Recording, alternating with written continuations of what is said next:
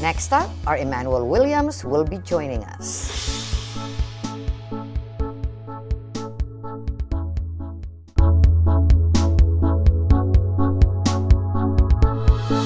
Rachel Ashtamkar is the creative director and founder of Rani Raja Productions, a full-service South Asian wedding planning company that's inspired by the magic of Bollywood film and dance. Couples experience a memorable one-of-a-kind experience filled with event planning, decor, wedding entertainment, and tons of joy. Rachel, being of mixed, diverse background, is always exceptionally passionate about fusion weddings and the joys they bring as cultures mesh and grow into amazing stories. I got the chance to meet up with Rachel to learn more about her heritage, what inspired her company, and how Bollywood has influenced the culture. How did Rani Raja Productions come about? Like, what were you doing just out of the blue that came with the idea of like, I want to put together a Bollywood-themed event and weddings for couples? I had a birthday a number of years ago that was a special birthday, and I wanted to celebrate it in a special way. So I told my friends a year in advance, and my family, that they needed to get ready to get on a plane and be here, that I was going to do a Bollywood extravaganza to celebrate my birthday. And I did. It was really, really fun, filled with dance and energy and color and motion, all of the things that I love about Bollywood and about my Indian heritage. And no matter what walk of life people were from at that party, they had a phenomenal time. Everybody was out on the dance floor, everybody was learning something new, and everybody was celebrating. And I knew that I wanted to bring that experience to more people. That sounds fun. That sounds amazing. Like, that ain't your typical birthday party at all. Give us some insight of traditional music and dances and art forms that inspired Rani Raja Productions. Two main forms of Indian classical dance that really inspire me. One is Kathak, and the other is Bharatnatyam.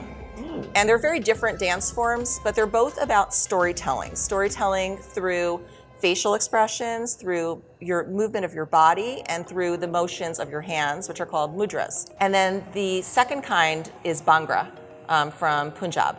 And Bhangra dance is big, energetic. It's, I like to call it the hip hop of India. Okay. Yeah, it's out there and it's just full on. We combine those dance forms. So sometimes we're doing really classical work, but we're doing it to modern music, which is really fun for me. And Bollywood film in its essence, and the music that comes out of Bollywood film is based on those dance forms, integrated with modern dance and with dance influences from all over the world. That is awesome. Like, I just see this fusion. I'm looking like that's gonna be just amazing. Your heritage, I wanna dive into that, your cultural background. Yeah.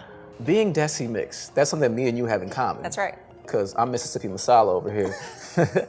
What is your cultural background, and what has your experience been like being a biracial person? How has it shaped your outlook on two different cultures? Such a great question, and I think it's one we don't ask each other enough, Like, yeah. I want to know that about you too. I know, right? And right? it definitely has impacted me in so many important ways. So my background is very interesting. My mom was born in Bilaspur, India. Her family goes back 3,000 years, and they're actually part of a very small religious community in India. They are Indian Jews.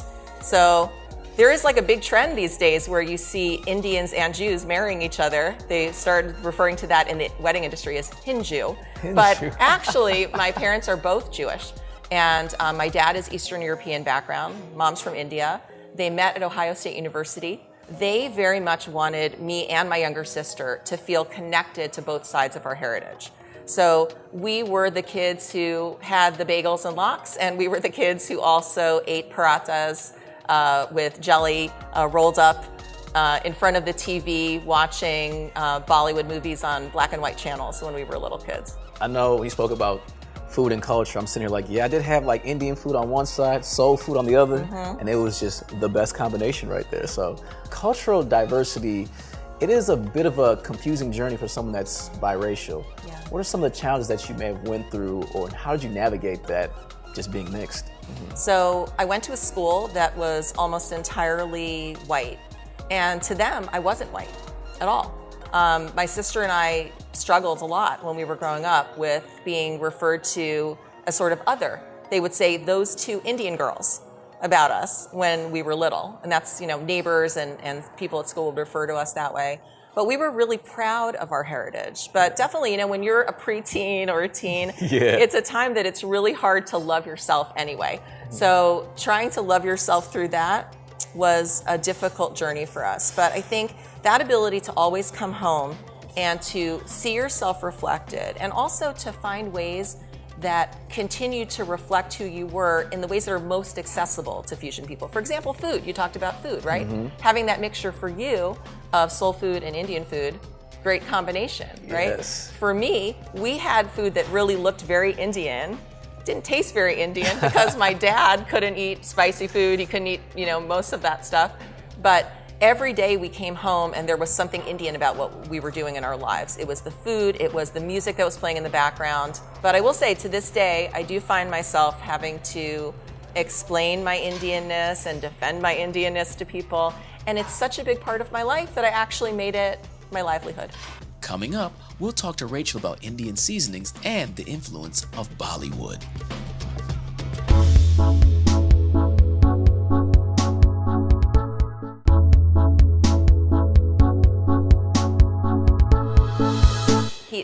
The lines go, I'm going to sing it for you.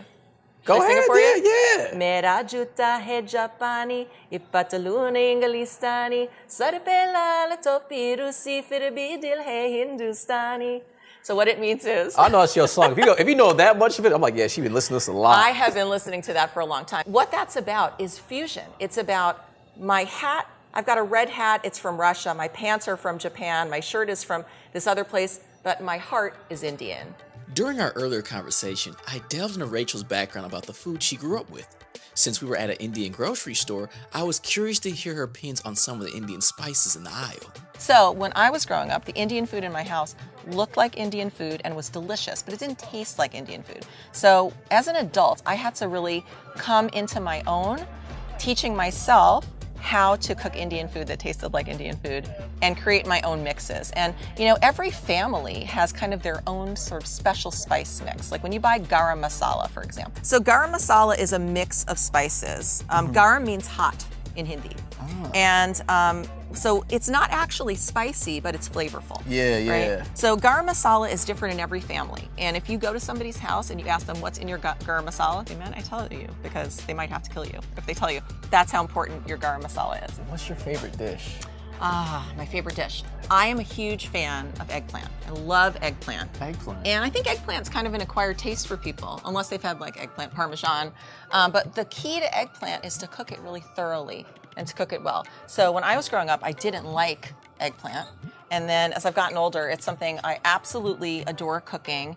And it's about that long stewing process. You know, in our family, we would just refer to all of this when you stewed it in a pot with your spices and your onions and your garlic as vegetable. It was just vegetable, and that's what we called it. So eggplant was not something I loved as a kid, but now it's something I love to cook. And beautifully spiced, pureed style Indian eggplant with a few little chunks in it is one of my favorite things in the world. And bread's so important, you know. Bread is so many important. kinds of bread. Again, like there's such a diversity in India. In northern India, you would be finding things like naan, and then you know, central and western India, you would have parathas and chapatis, and then as you go further south, dosa. I know about dosa, yeah. Yeah. My grandma make dosa and then chapati, but every time I go to like an Indian restaurant, they always gave me naan. I'm like, where's the chapati at? And I found out. Because you went to North Indian That's what I restaurant. found out, like Yeah. North India, South, Central, so I was like, oh. It's interesting how foods and cultures tend to be slightly different from region to region. Chapatis, naan, dosa, the diverse breads that both Rachel and I relished growing up. Additionally, we had another thing in common, our joy of Bollywood films. Bollywood is favorite. huge. is huge. It's like it's everywhere to the point where it's like I'm seeing it in the red box, on my streaming platforms, even movie theaters.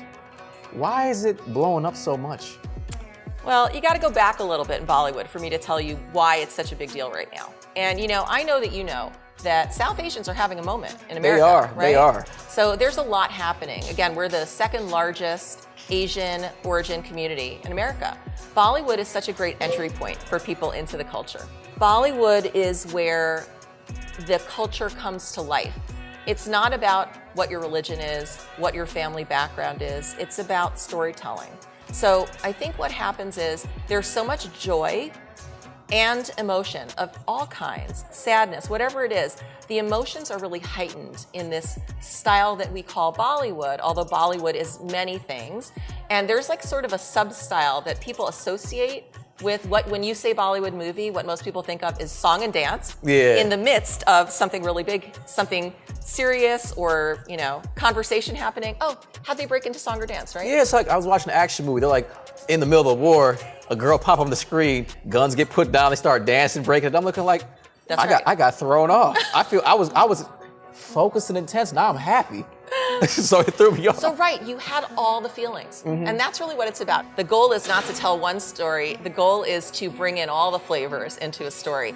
And it's something that Bollywood does that I think nobody else can do. Rachel, it's been a pleasure. Thank you so much. I was so excited. Thanks so much, Manny. Until next time, I'm Faith Bautista. Take your peace.